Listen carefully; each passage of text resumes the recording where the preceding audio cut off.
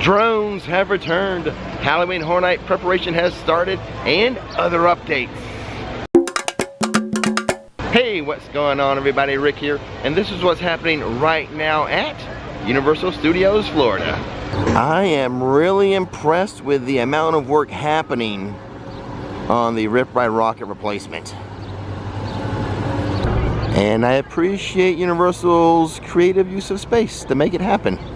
Someone recently asked me, do I prefer Jimmy Buffett's Margaritaville or the NBC Sports Grill and Brew? I like the music at Margaritaville, but I prefer the food at NB Sports Grill and Brew.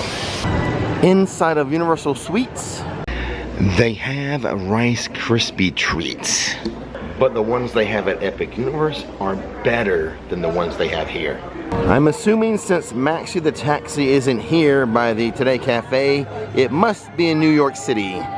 The Universal Studios store here at Universal Studios has added a noticeable amount of Epic Universe merchandise. There's a section for How to Train Your Dragon, shelving units for Dark Universe, the Ministry of Magic, a large section for Super Nintendo World, and several shelving units for Epic Universe itself.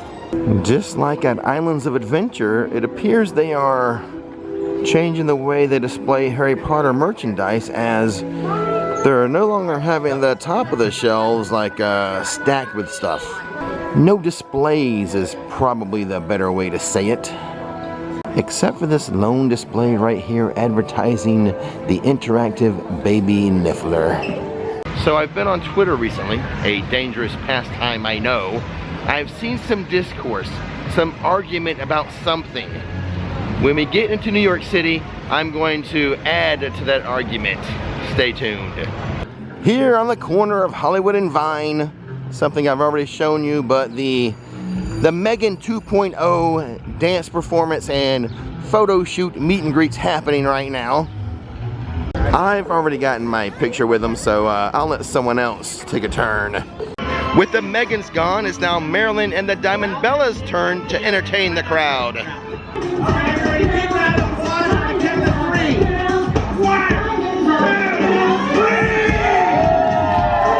I'm just going to assume this structure right here is Halloween Horror Nights preparation. There's 5 of them over here by Cafe La Bamba. But I'm wondering, do you think I can pick this up? Also, I would take note that the water fountain isn't working over here by Cafe La Bamba. Here in Central Park, this is where the nighttime fountain show happens, and the drones are back for real now. The first night they tried to come back, they didn't work so well, but it appears as if they're all working fine now. So check out the nighttime show here and look to the skies and see the drones. And if the drones are working well here now, maybe at Epic Universe, the Owl of Berk will get that dragon drone soon. 2 new items in Spongebob Store pants to show you. The larger Silly Pint is $25. I say larger because there is a smaller one. The smaller one is $18. Silly Pints. E.T. Adventure is back up and running after a few days of closure last week. 35-minute wait right now. It's a hot day and look at the flags. Very little movement from them. So no breeze as we breeze through Springfield. Let's step into Moe's so I can do my love test. Quick, put my finger on. Okay, I won't be seeing you for a while. Where you going? I'm going to Naval Reserve. Well, I'm not going to let anything happen to my best. Hubba hubba, I'll take it. Over here near the Halloween Horror Nights Stadium, more of these columns. This will hold some wait time signs for haunted mazes. And then maybe the one over here will have information about the Halloween Horror Nights show that will be in the stadium here. There's another one on this side. No information about the show has been given yet. I'm just assuming nightmare fuel. The restrooms outside of London Now has shingles on them, shingles on the roof. I think it was like that the last time I was here. I just didn't mention it. Are you wondering what the wait time is for Gringotts? Me too. Let's go inside of Diagon Alley and find out. It is a 45-minute wait, which is a moderate level of wait time for Gringotts. I have one thing to show you inside of Wiseacres. For $75, a waiting for my letter sweatshirt. Kind of with a quilted pattern on it.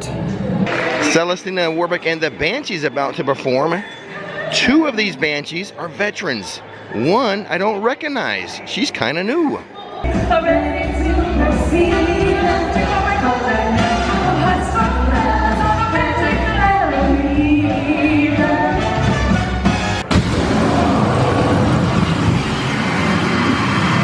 Let's see if Madame Malkins has any advice for me.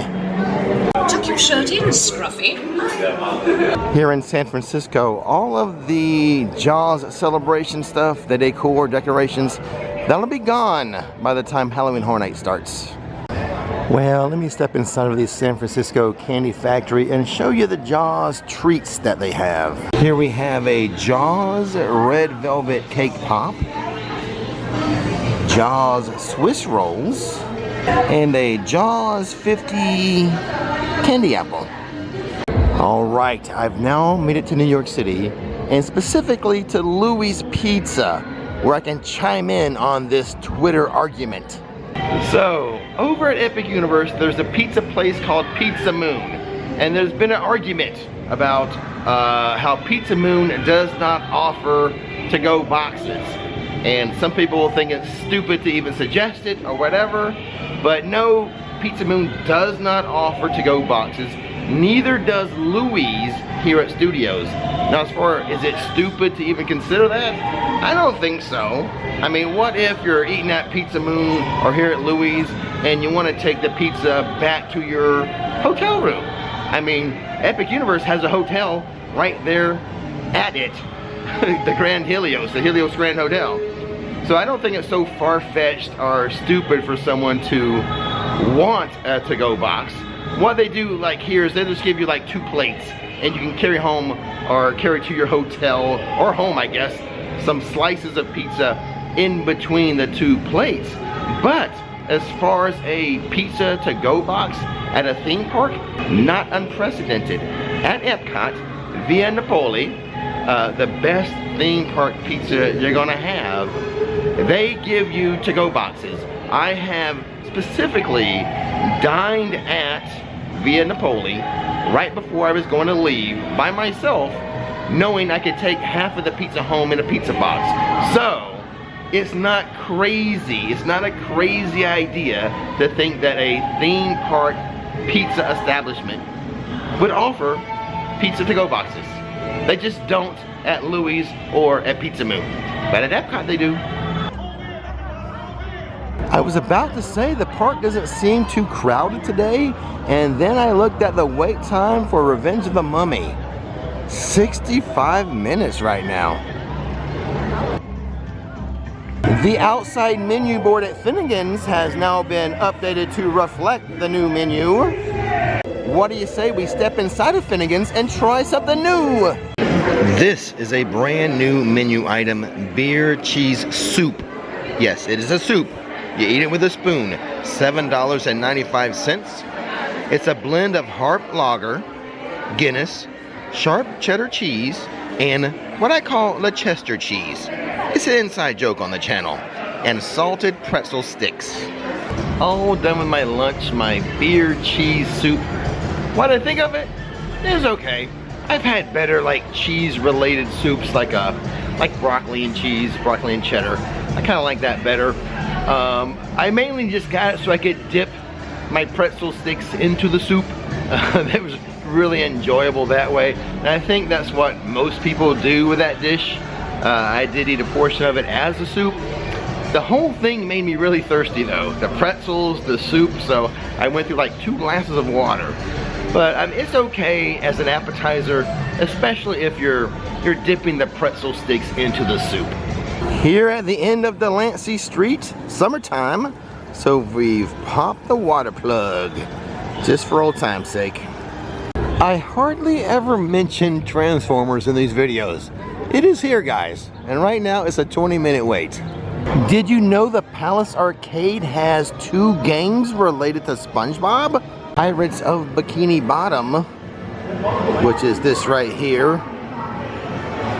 But the more cooler one, just down the road, just down the sidewalk here. The VR Bubble Coaster.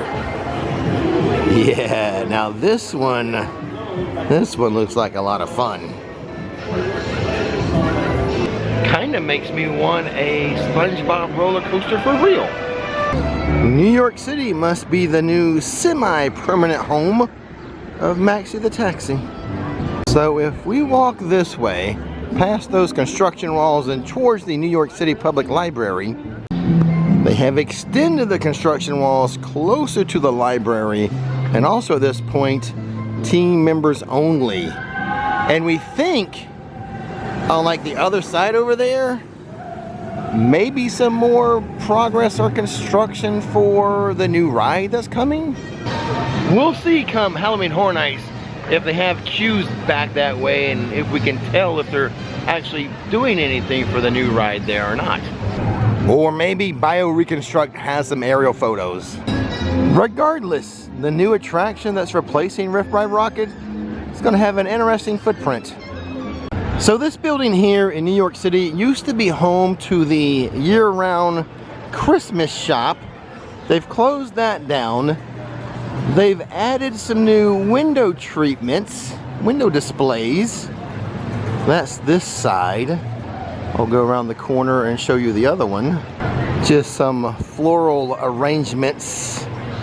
But I am wondering, could this location become somehow related to or associated with the Secret Life of Pets?